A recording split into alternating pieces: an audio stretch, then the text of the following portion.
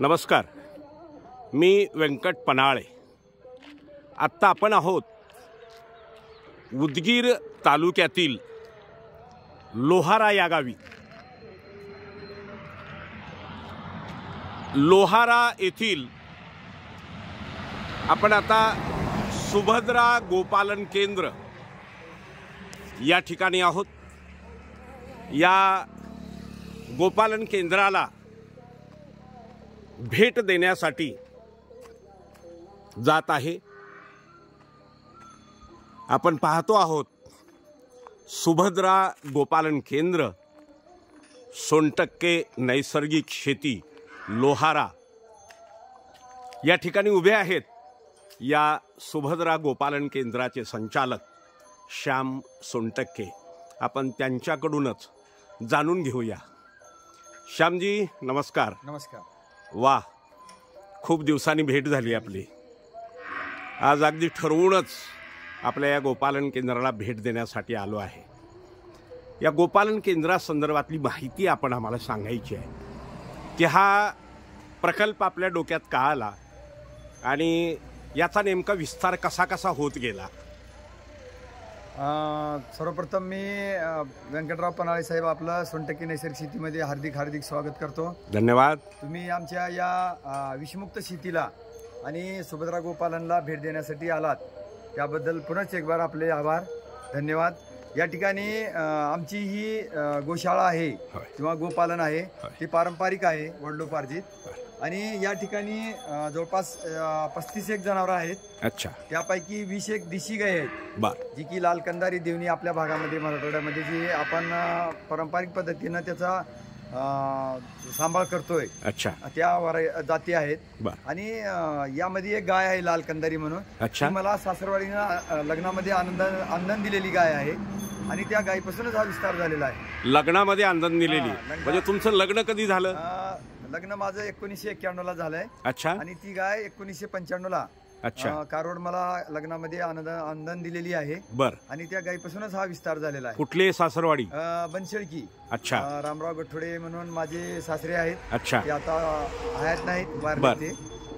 त्यांच्याकडे पण खूप देशी गायी राहायच्या। अच्छा। शेती पण त्यांची चांगली होती। बर।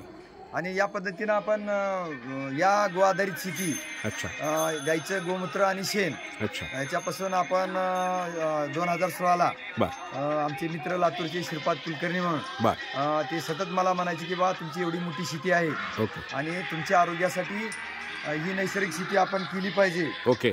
म्हणून त्यांचा खूप आठास राहायचा। अच्छा। त्या माध्यमातून आपण मग त्यांची प्रेरणा घेऊन लातूरला सुभाष पाळेकरांचं अच्छा 2015 ला शिबिर झालं। अच्छा। ते शिबिर आपण अटेंड केलं।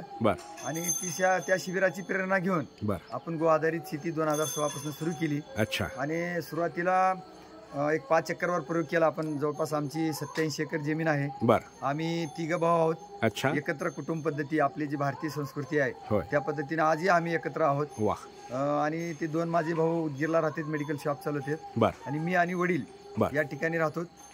मला 2 मुलं आहेत, दोन्ही मुलं इंजिनियर आहेत, पुण्यात राहतात। आणि विशेष करून तुम्हाला सांगतो की दोन्ही मुलाच्या लग्नामध्ये आपण नैसर्गिक पद्धतीने पिकवलेल्या शेतीमधला जो आहार आहे तोच लग्नामध्ये मेनू म्हणून ठेवला होता। बहुत बढिया। नैसर्गिक सात्विक भोजन म्हणून आपण त्या लग्नामध्ये प्रपोट केलं होतं। ज्वारीची भाकर, आपल्याकडं जे आपण वेळ आमुष्याला भजी करतो ती भजी, आणि खपली गव्हाची खीर, म्हणजे लग्नामधलं भोजन, क्या बात आहे, भोजन अच्छा आपण सुरू केलं।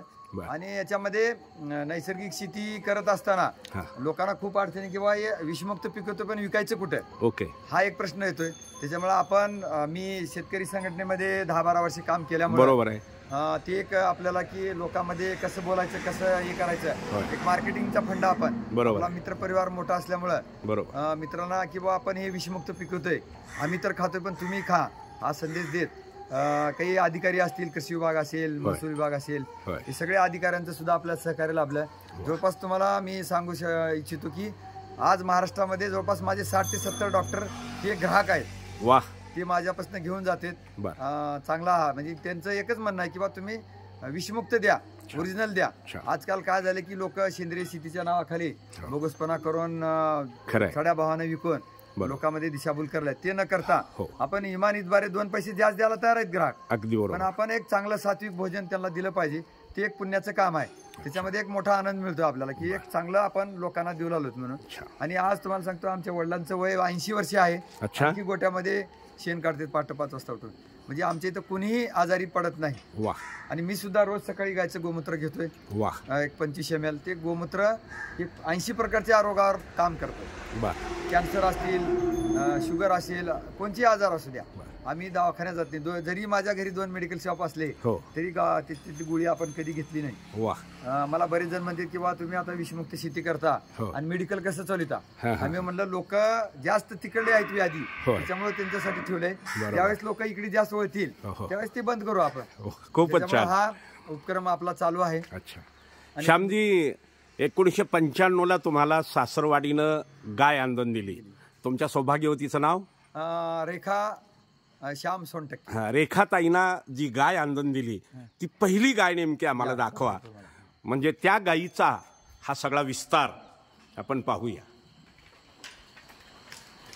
ही गाय आहे आता आपण जी पाहतो आहेत ही गाय श्याम सोनटक्के यांच्या सौभाग्यवती रेखाताईंना ही आंदोलन दिलेली गाय. आणि या गायीपासून हा झालेला सगळा विस्तार आपण पाहत आहोत. म्हणजे या गायीची मुलगी, त्या मुलीची मुलगी, त्या मुलीची मुलगी, म्हणजे नातवंड पतवंड असा सगळा हा विस्तार आपण इथं पाहत आहोत. इकडं जे बाबा बसलेले आहेत ते श्यामजीचे वडील आहेत. म्हणजे जवळपास 85 वर्ष वयाचे हे वयोवृद्ध शेतकरी आजही प्रत्यक्ष काम करताना आपण पाहत आहोत. हे श्यामजीचे वडील. राम राम. राम राम. तुमचं नाव काय? चंद्रराव. चंद्ररावजी सोनटक्के. आपण पाहतोय त्यांच्या चेहऱ्यावरचं हास्य. 85 वर्षाचे हे सदग्रस्त, यांना कुठलीही व्याधी नाही हे आपण पाहतो आहोत. हे प्रत्यक्ष दररोज गोठ्यामध्ये गोमातेची सेवा करत असलेलं चित्र आपल्याला पाहायला मिळत आहे. आणि हे केवळ आणि केवळ त्यांच्या बोलण्यातून आपल्याला लक्षात येत आहे की हे सेंद्रिय शेतीचा परिणाम आपण पाहतो आहोत. श्यामजी, आणखीन काय आपण सांगू शकता? यामध्ये आपण सेंद्रिय शेती, नैसर्गिक शेती करत असताना या गाईच्या गोमूत्र आम्ही दुधापेक्षा गाईच्या शेणाला आणि गोमूत्राला महत्व दिलंय. कारण आपल्या जमिनीची जी सेंद्रिय कर्ब जमिनीमध्ये नाहीसा झालेला आहे तो सेंद्रिय कर्ब ची वाढ करण्यासाठी आपल्याला गाईचं शेण आणि गोमूत्र याची अत्यंत गरज आहे. ज्यावेळेस आपले पूर्वज म्हणत होते की गाय ही 33 कोटी दिवी गायच्या शरीरामध्ये, पण त्यावेळेचा काळ की आपल्याला धार्मिकतेच्या ह्याच्यातून आपल्याला सांगितलं जायचं. पण आज त्याचं वैज्ञानिक जर हे बघितलं तर गायीच्या शेणामध्ये 33 कोटी जीवाणू आहेत. मग त्या जीवाणूलाच देवांचं रूप दिलेलं आहे. आणि गोमूत्रामध्ये जे त्याचे जे हे आहेत फायदे जे आहेत गोमूत्राचे, ज्याच्यामध्ये की बोरान आहे, कॅल्शियम आहे, झिंक आहे, फेरस आहे, सगळे आपल्या जे घटक आपल्या शेतीला लागणारे ही सगळी घटक, युरियाचं प्रमाण असेल त्याच्यामध्ये, ही सगळं आपल्यामध्ये आपल्यापाशी आहे. पण आपणच प्रॉब्लेम झालेलो आहोत. बरोबर. त्याच्यामुळं आम्ही शेतकऱ्यांना एवढंच सांगू इच्छितो की गाय पाळा, गाय तुम्हाला भरभरून देईल. कारण संत तुकाराम महाराजांनी सांगितले त्याच्या दारात गाय त्याच्या घरी विठ्ठलाची पाय. त्याच्यामुळं आपल्याला जर विठ्ठलांची सेवा करायची असेल तर गाय ही आपल्या दारात राहिली पाहिजे. आणि गाय हीच आपल्याला वैभव निर्माण करून देते. त्याच्यामुळं या गायच्या माध्यमातून आम्हाला सुख समृद्धी आणि भरभराटी लाभलेली आहे. आपण पाहिलं श्यामजीने आत्ताच सांगितलं की अगदी संतांचा, महात्म्यांचा, देवाचा पुरावा देत की ज्याच्या घरी गाय तेथे विठ्ठलाचे पाय. विठ्ठल तोच पांडुरंग परमात्मा जो श्रीकृष्ण भगवान आहे. आणि भगवान श्रीकृष्ण परमात्म्याला गोमातेची सेवा ही अत्यंत पवित्र आणि स्वीकार्य आहे. आत्ता आपण पाहिलं की गायीच्या पोटामध्ये म्हणजे 33 कोटी देव असतात. त्याला आध्यात्मिक जोड देऊन आणि खरं वैज्ञानिक कारणही श्यामजींच्या बोलण्यातनं आपण आता ऐकलेलं आहे. आपण या प्रकल्पाला जाणीवपूर्वक भेट दिलेली आहे। मागील अनेक वर्षापासूनचे आमचे मित्र श्यामजी, परंतु अगदी चळवळीतला कार्यकर्ता आणि आज या प्रकल्पाला वाहून घेऊन समाजाचं आरोग्य चांगलं राहावं हा प्रयत्न करणारे श्यामजी सोनटक्के, आपण लोकाधिकार न्यूजच्या सर्व श्रोत्यांना काय संदेश देऊ इच्छिता? मी एवढंच सांगू इच्छितो की शेतकऱ्यांना किंवा तुम्ही रासायनिक खतं आणि पेस्टिसाइड वापरून अति प्रमाणात जमिनीचा पोत खराब करत आहात, जमीन नापीक बनवतात, त्याच्यापेक्षा बाबा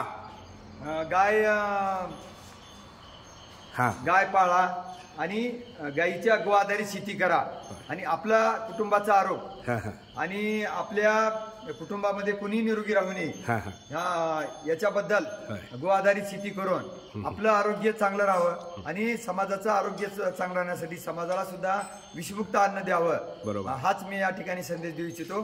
विषमुक्त खा, निरोगी राहा, हा आमचा एक मोठा प्रकल्प संकल्प आहे। ध्येय नैसर्गिक शेतीचे आणि स्वप्न निरोगी भारताचे या उद्देशाने आमचं हे काम चालू आहे। या ठिकाणी आपण आमच्या सुभद्रा गोपालनला भेट दिलात त्याबद्दल पुन्हाच एक बार पनाई साहेब आपलं हार्दिक स्वागत करतो आणि आभार व्यक्त करतो। धन्यवाद। कुळी कन्या पुत्र होती जे सात्विक, तयाचा हरिक वाठे देवा। आपण पाहतो आहोत की बाबा आणि त्यांचे चिरंजीव श्यामजी हे दोघंही जण अगदी संपूर्ण कुटुंब गोमातेच्या सेवेमध्ये आणि समाजाचं आरोग्य सुदृढ व्हावं यासाठी ते वाहून घेतलेले आहेत। आपण पाहतोय की 85 वर्षाचे बाबा तरुणांना लाजवेल अशा पद्धतीचं आजही ते सक्रिय गोसेवा करता आहेत। पुन्हा एकदा प्रकल्प चालवणारे या दोघांचंही मनपूर्वक अभिनंदन। लोकाधिकार न्यूज, उदगीर।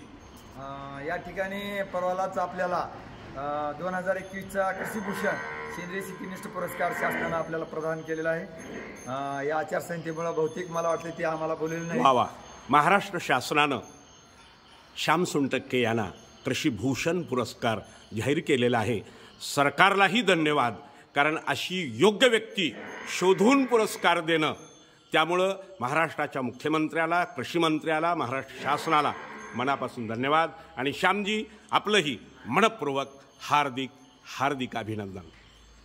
धन्यवाद। लोकाधिकार न्यूज, उदगीर।